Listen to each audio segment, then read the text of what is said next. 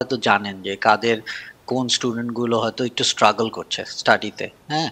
সেটার নানা কারণ থাকতে পারে। হয়তো তাদের পড়ালেখার প্রতি আগ্রহ কম থাকতে পারে কোনো কারণে, অথবা তাদের কোনো আর্থসামাজিক আ বা পারিবারিক নানা রকম বা ব্যক্তিগত সাইকোলজিক্যাল অনেক ইস্যুস থাকতে পারে। সো এইটা আ সেই ইস্যুস গুলার কারণে হয়তো তারা স্ট্রাগল করছে। সুতরাং এই বিষয়টাকে আসলে আগে আইডেন্টিফাই করা যে যেই ছেলেটি বা যেই মেয়েটি আ পড়ালেখার ক্ষেত্রে একটু স্ট্রাগল করছে, সেটা কেন স্ট্রাগলটা করছে? সেটাকে যদি আমরা একটু আ কৌতূহল নিয়ে শিক্ষকরা, আমরা জানি যে সবাই খুবই ব্যস্ত।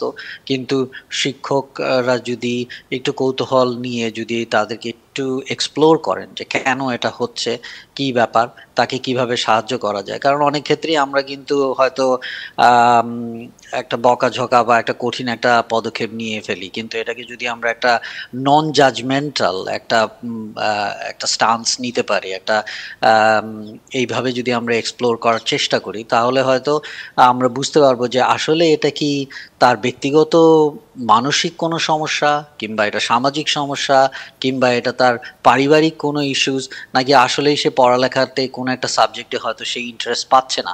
সুতরাং এই বিষয়গুলোকে এক্সপ্লোর করাটা খুবই জরুরি আবার আমার কাছে মনে ডক্টর হয়। তাইম, একটু আগে যেন বলার যে কথা বলছিলেন যে এমন ঘটনাও ঘটছে যেখানে আসলে ছাত্রছাত্রীটি বরাবরই খুব ভালো ফলাফল করছে, কিন্তু বোর্ড পরীক্ষায় গিয়ে কোনো কারণে শেষমেশ ফলাফলে গিয়ে দেখলো যে তার প্রত্যাশিত ফল হয়নি। এদের ক্ষেত্রে এই আত্মহত্যার ঘটনার বেশ কয়েকটি উদাহরণও তিনি দিলেন।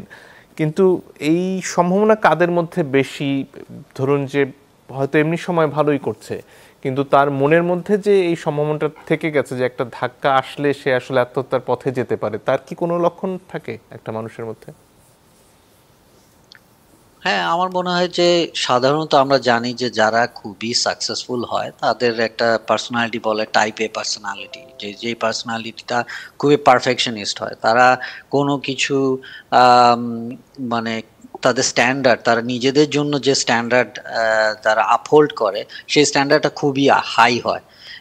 এবং দেখা যায় যে এই সমস্ত আম ব্যক্তিদের ক্ষেত্রে বা এই সমস্ত ছাত্রছাত্রীদের ক্ষেত্রে যেটা হয় সেটা হচ্ছে যে তারা চিন্তা করে যে আমাকে এটাই পেতে হবে, এটাই আমার হাই স্ট্যান্ডার্ড, এবং এটা না পেলে এটা একটা অনেকটা ব্ল্যাক অ্যান্ড হোয়াইট, যে either I will get this or আমি এটা যদি না পাই তাহলে আমার জীবনে আর কোনো কিছুই কাজ করবে না। সো আমার মনে হয় যে এটা কিন্তু এক্ষেত্রে অভিভাবক এবং শিক্ষকদের জি।